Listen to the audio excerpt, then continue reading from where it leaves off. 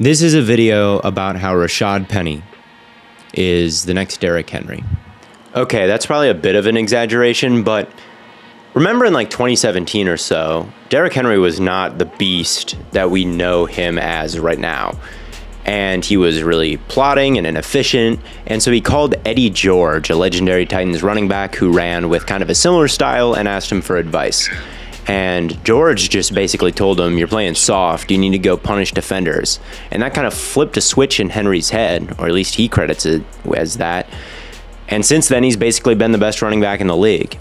Rashaad Penny has a similar story about Adrian Peterson. Peterson joined the team for a brief stint last season. He was not a very effective runner, but his work habits and his tips, they seemed to rub off on Penny, and he closed the season running fantastically, which we'll get into. And I think that guidance is legit. I think that every player transitioning from college to the NFL level needs a moment where they kind of figure things out, or they get the good habits that they need to succeed.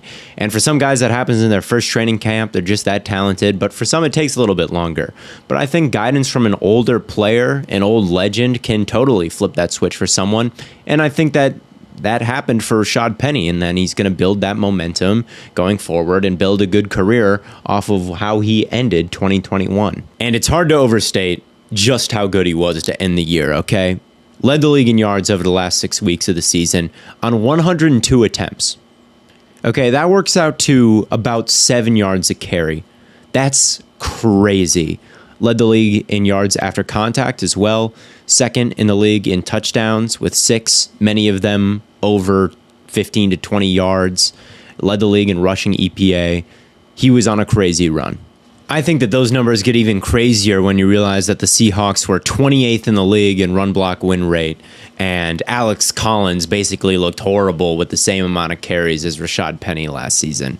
I think that it's worth noting that the little warning shot before prime Derrick Henry happened and he made first team All-Pro in 2019 was this crazy stretch of 4 games to end the 2018 season when he was nothing but inefficient before that.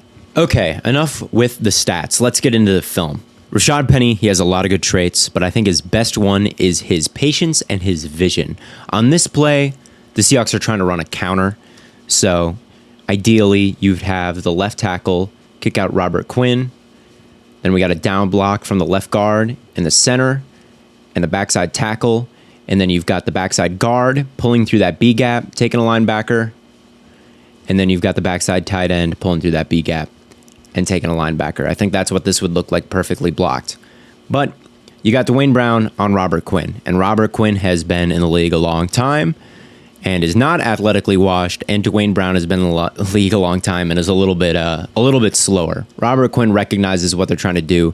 He sees the left guard down block. He sees the pulling guards coming towards him, and he spills, which means he stays flat to the line of scrimmage, crashes inside, takes up the guard, and forces this outside where there is now an unblocked linebacker. That's what his role is. And you also see Roquan Smith shoot his gun and clog up that other guard as close to the line of scrimmage as he can to clog it up as well. Okay, so it basically looks like running through the middle of the line of scrimmage here is going to be impossible. Check out 95, the backside end as well. He's taking a snapshot of the backfield, and that's what he's thinking too. Okay, this has to go outside. I'm going to go pursue. Remember that. However, Rashaad Penny is seeing the same thing. He knows what's up. He knows that there's an unblocked linebacker that's going to tackle him if he tries to bounce this outside, run into the flat at all. So what he does is he spends as much time behind the line of scrimmage as possible, takes several small steps. He takes one big step outside to ensure that these linebackers continue to move laterally. And then once Roquan Smith, the backside linebacker, crosses his face, he knows that cutback lane is going to be somewhat open. He finds that guard who has been able to worm his way kind of through that hole finally once Roquan Smith kind of vacates it. And he just sticks right to him, and he's able to break this into the second level.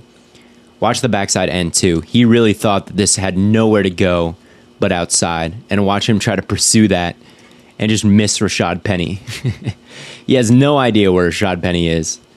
He had every opportunity to make this play, but he didn't know where the running back was. So anyway, Rashaad Penny cuts this inside when it looked like it was totally clogged. Stiff arms a dude right there, and then has enough speed and enough acceleration to get away from 55 and pick up several more yards. And this ends up being a 32-yard chunk play when initially it looked like there was absolutely nothing there.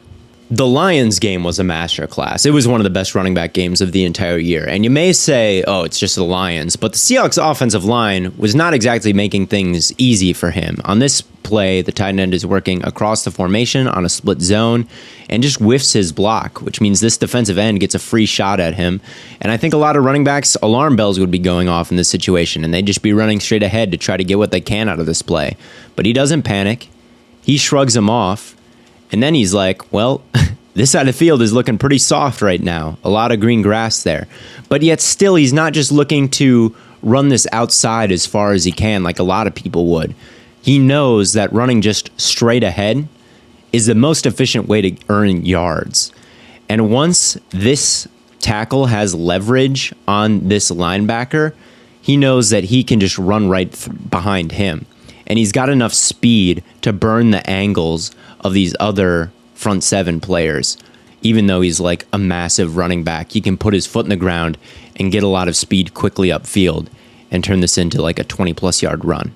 Here's another great example of just calmness in the face of chaos. Levi Onwuzurike is able to just discard the right guard here, hits him with a swing move and is right in the backfield. And I feel like a lot of running backs would just see this and say, nope, and try to just get what they can out of this play and try to run through the green grass here, where they would surely be tackled by any of these four players. But Rashaad Penny isn't really like that. He sees it as an opportunity. If Onwuzurike is right here, well, that means there's no one behind him, right? So he efficiently just kind of sidesteps him and is able to vacate or occupy the space that he just vacated, gets skinny through that gap, and then for a 220-pound back, shows a lot of burst to get into the open field and burn some of these angles. There's a million plays like that against the Lions. I'm going to move on to the Cardinals game real quick here. Watch how efficient the footwork is here. Little sidestep, burst up the alley, burn some angles, big chunk play, going back. I mean, his aiming point is clogged up here, but he doesn't have to slow down. He doesn't have to turn his entire body to change direction here. Just kind of hits that little sidestep and is able to plant that right foot in the ground and keep moving like nothing even happened. Gorgeous, gorgeous, gorgeous footwork there to turn this into a big play. Some more crazy footwork in this game. This defender is going to be, that defender is going to be completely unblocked, and Penny's going to have to make a miss, okay? There he is. Penny jumps towards him, but stays low. His back leg is in an explosive position here, ready to cut horizontally. But he jumps vertically north and south towards him, forcing this defender to make a decision. So when that guy dives, Penny plants that back leg in the ground now and is moving horizontally and just has to run through this guy's arm at that point. Nifty move there, and he's able to get near the first down marker. Big, long touchdown run here. The backside edge is getting a little bit too far upfield, not staying flat to the line of scrimmage here. Opens up a hole when this Mike commits a little bit too hard front side. And then that burst from Penny there outruns everybody. Buda Baker burns that angle. 220 pounds, 5'11" dude, just outrunning everyone. Strange to see, but he's got that burst. Penny isn't this electric open field runner, which I think cools his hype a little bit and causes people to kind of go like, when they see his highlights. But he is so subtly nasty behind the line of scrimmage. And I'll tell you that coaches probably love that and trust Penny to be a workhorse in 2021 when they see stuff like this. And I know what you're thinking. Theo, how can you say they trust him to be a workhorse when they drafted Kenneth Walker in the second round this year? I know you're thinking that, and it's a valid question. And to that I say this. Look, you would be a fool, you'd be an idiot, to not recognize that Rashaad Penny has been injury prone in the past. And because Chris Carson had his neck injury and his career was at risk, you don't want Rashaad Penny to go down and all of a sudden your starting running back is DJ Dallas. So in the second round, you take a great player in Kenneth Walker. And don't get it twisted, I may love Rashaad Penny. I think Rashaad Penny is him, but I also think that Kenneth Walker is him. In a weaker draft class, he was like a top 12 prospect for me. And in the second round, if you're taking best player available, which I always think is a good idea, like, I don't care who your running back is, you're going to take Kenneth Walker, or Ken Walker, he's going by now, I'm sorry. But yeah, his agility, his vision, his contact balance, it's all out of this world.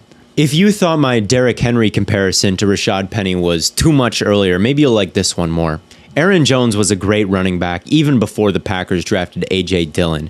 And when they did draft A.J. Dillon, Aaron Jones was still able to have 1,500 total yards, 11 total touchdowns on 5.5 yards per attempt. Those are great numbers. They didn't get A.J. Dillon much run his rookie year. And I think that same thing could happen for Rashaad Penny if he can stay healthy. Kind of that 2020 Aaron Jones type of year where Ken Walker is kind of on the cooler for a little bit. And the other thing about this is Rashaad Penny is only on a 1-year deal right now. After this year, the Seahawks have no solution at running back. Now, he may play himself out of their price range if he continues to show what he showed towards the end of last season. Now, they can run him into the ground if they want to, and it's not really their problem after this year. They have cheap, fresh legs to go to after that, after he signs with someone else in free agency, right? I think that this was more of a long-term move than a right-now move. The drafting of Ken Walker was more of a long-term move than a right-now move. So the moral of the story is I think the table is set for a huge Rashaad Penny year, despite the addition of Ken Walker. And this isn't something that is like totally crazy. We're talking about a former first-round pick here. We're talking about a guy who rushed for 2,200 yards his senior year at San Diego State University. He's always had this talent. He just needed to kind of stay healthy, get his opportunity, and things would have to kind of click mentally. All those things were present last year, and look what he did. And all those things are still present this year. And that's why, and he's got this opportunity to be the engine of that offense because Geno Smith and Drew Lock aren't going to be throwing it all over the yard, no matter who starts there. So yes, Ken Walker is going to cut into carries a little bit, but that's not a bad thing. Rashaad Penny could use it a little bit. And overall, I think that the Seahawks running game is going to carry them to maybe a couple more wins than people are expecting them to, because they've got the skill position talent to help a bad quarterback. And we've seen this McVay offense that they're going to be running elevate bad quarterbacks before. So all in all, I think the Seahawks offense is going to surprise. I think Rashaad Penny is going to be a big part of that. And I think by the end of the season, it would not surprise me at all if he is a consensus top 10 running back in the league. And I think he's borderline right now. I really do. Got to see a little bit more from him, but I'm right there ready to call it. So that is this week's episode of my film review, player review. There are a couple stats in this one as well. But anyway, thank you all for watching, and I will see you next week with a new video, and comment some players that you would like to see. As always, good night, or good morning, or good afternoon, or whenever you see this. I suck at ending things. Goodbye.